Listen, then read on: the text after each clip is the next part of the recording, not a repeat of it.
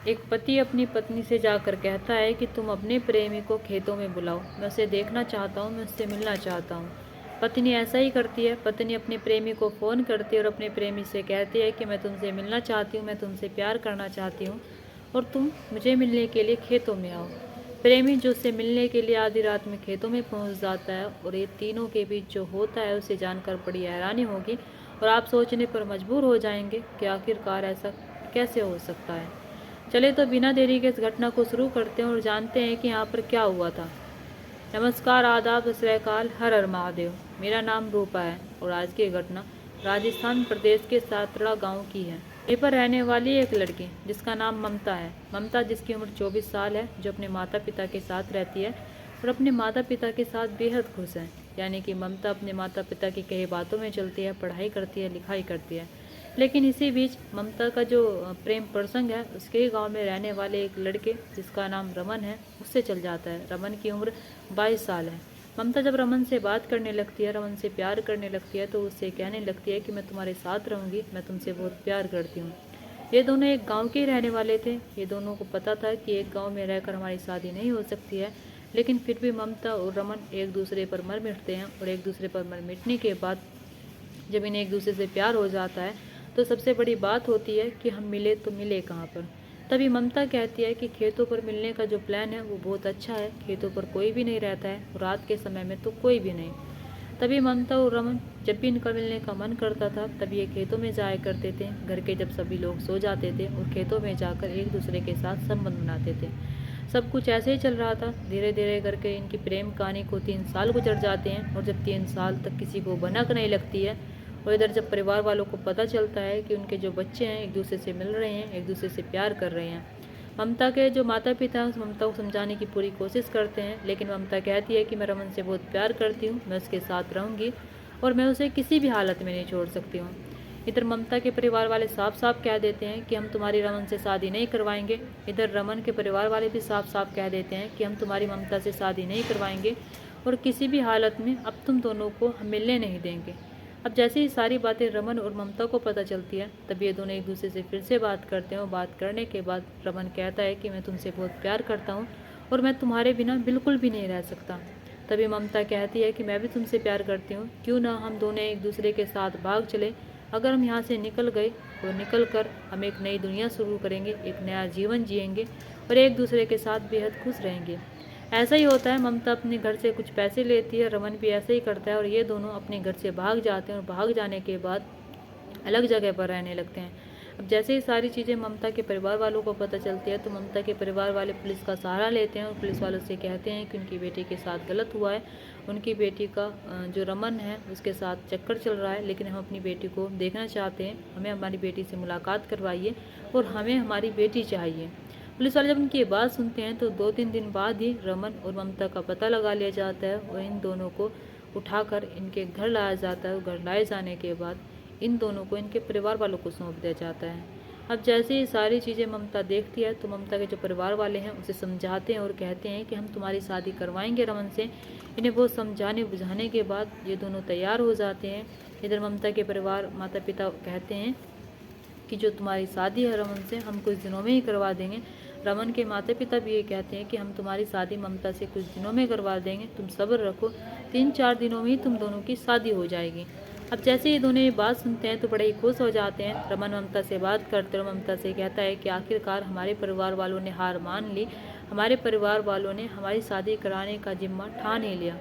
अब इन्हें नहीं पता था कि आगे चलकर क्या होने वाला है। ममता के जो माँ बाप हैं वे रातों रात अपनी बेटी का रिश्ता गांव के एक युवक से कर देते हैं और 3 दिन बाद उससे शादी करवा देते हैं। अब जैसे उससे शादी हो जाती है और रमन के बाद पता चलती है कि इसकी प्रेमिका और ममता की शादी किसी और से हो गई है तो इस चीज़ को सहन नहीं कर पाता है। वो ममता से कहता है कि तुमने ऐसा क्यों किया। तो ममता कहती है कि हमारे परिवार वालों ने हमें धोखा दिया है और वे हमारी शादी नहीं करवाना चाहते थे और मेरे पिता ने ज़बरदस्ती मेरी शादी करवाई है और ज़बरदस्ती मुझे मंडप में बैठाया गया है। जैसे ये बात रमन सुनता है तो रमन कहता है कि हम दोनों एक दूसरे से प्यार करते हैं, हम दोनों एक दूसरे के साथ हमेशा रहेंगे और ऐसा ही होता है। यानी कि ममता रमन से बात करती रहती है, इधर रमन भी ममता से बात करता रहता है। यानी कि शादी के बाद भी ममता रमन को नहीं छोड़ती है। इन दोनों की जो प्रेम कहानी है वो यूं ही चलती रहती है और यूं ही बरकरार रहती है।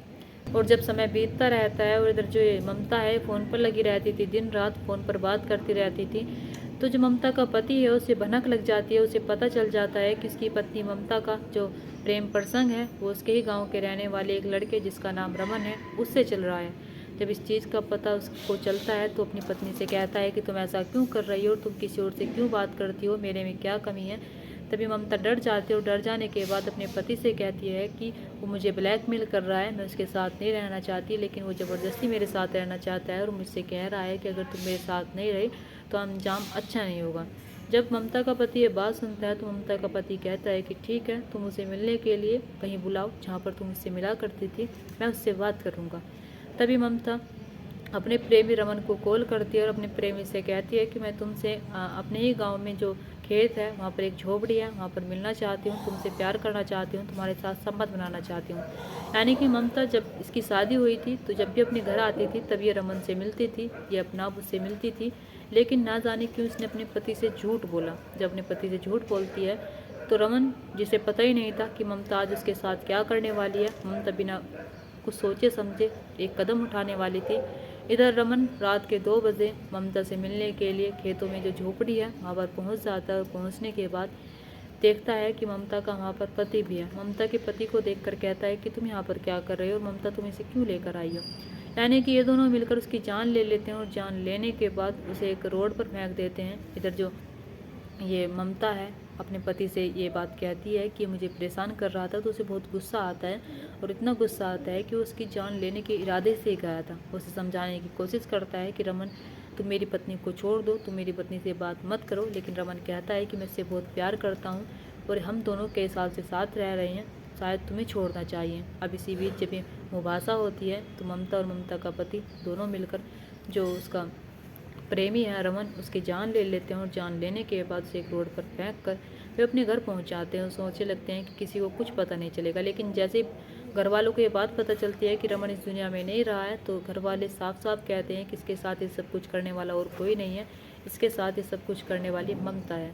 अब ममता कि जब पुलिस वालों को खबर दी जाती है, पुलिस वालों को पता चलता है कि ममता ने ये सब कुछ किया है और जब उसकी पीएम आती है रमन की तो उसमें भी देखा जाता है कि हाँ उसकी जान ली गई है। तो ममता को हिरासत में ले जाता है और ममता की हिरासत में ले जाने के बाद उससे पूछताछ की जाती है कि आखिरकार तुमने ऐसा क्यों किया। ममता पहले तो इधर उधर की बातें बनाती है, इधर उधर की बातें जब बताती है तो पुलिस वाले उस पर सख्ती बरामदते हैं और सब सख्ती बरामदते हैं तब कहीं जाकर ममता टूट जाती है और टूट जाने के बाद फिर एक ऐसी कहानी सुनाती है जिस कहानी को सुनकर पुलिस वालों को यकीन नहीं होता है। ममता कहती है कि ये सब कुछ मैंने अपने पति के साथ मिलकर किया है और मैं रमन से बहुत प्यार करती थी, मैं उसके साथ रहना चाहती थी, मैं उसके साथ ज़िंदगी गुजारना चाहती थी, लेकिन मेरे घर वालों ने मेरी शादी मेरी बेमर्जी के मेरे पति से करवा दी। अब जब मेरी पति से शादी हो जाती है और मैं अपने पति के साथ रहने लगती हूँ तो मैं फिर भी रमन को नहीं छोड़ती हूँ, मैं उससे बहुत प्यार करती थी, मैं उसके साथ रहती हूँ। लेकिन जब मेरे पति को ये भनक लग जाती है कि रमन से मेरी बातचीत चल रही है तो मेरा पति मुझे कहने लगता है कि तुम ऐसा क्यों कर रही हो, तो मैं घबरा जाती हूँ और इतनी घबरा जाती हूँ, सोचने लगती हूँ कि जो मेरा प्रेमी है अब तो मेरा उसके साथ कोई लेना देना नहीं है, लेकिन मैं अपने इतने सुंदर और इतने प्यारे पति को नहीं छोड़ सकती थी। जब मेरा पति मुझे देखता है तो मैं उसे विश्वास दिलाने के लिए कहती हूँ कि मैं ये सब कुछ अपनी मर्ज़ी से नहीं कर रही हूँ, रमन ही मेरे से सब कुछ करवा रहा है, रमन मेरे साथ ज़बरदस्ती करता है और ज़बरदस्ती मेरे साथ मिलने की कोशिश करता है और ज़बरदस्ती मुझे ब्लैकमेल करता है। मेरा पति मुझ पर यकीन भी कर लेता है और यकीन करने के बाद वो मेरे प्रेमी को बुलाता है और हम दोनों मिलकर उसके साथ ये सब कुछ कर देते हैं। जब ये सारी चीज़ें पुलिस वाले सुनते हैं तो पुलिस वाले कहते हैं क्या वाकई में रमन तुम्हारे साथ ज़बरदस्ती कर रहा था। तो ममता कहती है कि नहीं, मैं उससे प्यार करती थी और मेरे साथ उसने कोई ज़बरदस्ती नहीं किया है, ये तो सिर्फ मैंने अपने पति के विश्वास आने के लिए किया था जिससे कि मेरे पति को मेरे पर विश्वास हो जाए। लेकिन मुझे दूर दूर तक अंदाज़ा नहीं था कि वो मेरे प्रेमी के साथ ऐसा करने का भी सोच सकता है, लेकिन जब वो ऐसा सोच लेता है तो मैं उसके विश्वास में इतनी अंधी हो जाती हूँ जिससे कि मेरा पति मुझसे अलग ना हो जाए, दूर ना हो जाए, क्योंकि मैं अपने पति के साथ अब खुश थी और शायद मैं कहीं ना कहीं रमन के साथ नहीं रहना चाहती थी और रमन की वजह से मैं अपना घर नहीं उजाड़ना चाहती थी, रमन की वजह से मैं अपने पति को नहीं छोड़ना चाहती थी। जब पुलिस वाले इनकी बात सुनते हैं तो इन दोनों को अरेस्ट किया जाता है और जेल भेज दिया जाता है। लेकिन दोस्तों आप क्या कहना चाहेंगे ममता के बारे में, ममता के परिवार के बारे में, रमन के बारे में और रमन के परिवार के बारे में? ममता जो रमन से प्यार करते थे, रमन भी ममता से प्यार करता था, ये दोनों एक दूसरे के साथ रहना चाहते थे, लेकिन घर वाले जो इनकी शादी से नामर्जी थे, जिन्होंने इनकी शादी नहीं करवाई, वो भी ममता की शादी कहीं और करवा देते हैं। अगर शादी के बाद ममता शायद रमन को छोड़ सकती थी, रमन से दूर हो सकती थी, लेकिन ममता ऐसा नहीं करती है। वो शादी के बाद भी रमन के साथ रह रही थी, रमन से बात कर रही थी और अपने पति को भी नहीं छोड़ना चाहती थी, रमन को भी नहीं छोड़ना चाहती थी। लेकिन जब उसे एहसास हो जाता है कि वो अपने पति के साथ ही रहेगी, तब कहीं जाकर वो रमन की जान भी ले लेती है। यानी कि ये दोनों मिलकर ऐसा कैसे कर सकते हैं। दोस्तों, अगर हम किसी से प्यार करते हैं तो वाकई में हम उसकी कभी जान नहीं ले सकते हैं।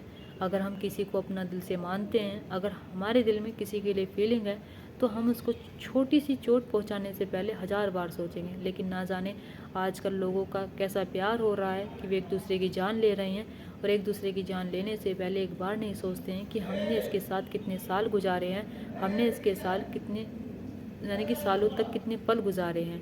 एक बार भी इन्हें ख्याल नहीं आता है। दोस्तों, आप अपनी राय कमेंट बॉक्स में कमेंट करके ज़रूर बताना। दोस्तों, इस कहानी और घटना को सुनाने का मकसद मेरा आपका दिल दुखाना नहीं था, आपको परेशान करना नहीं था, आपको घटना के बारे में बताना था, आपको सचेत करना था। आप अपने परिवार के साथ खुश रहिए। नमस्कार।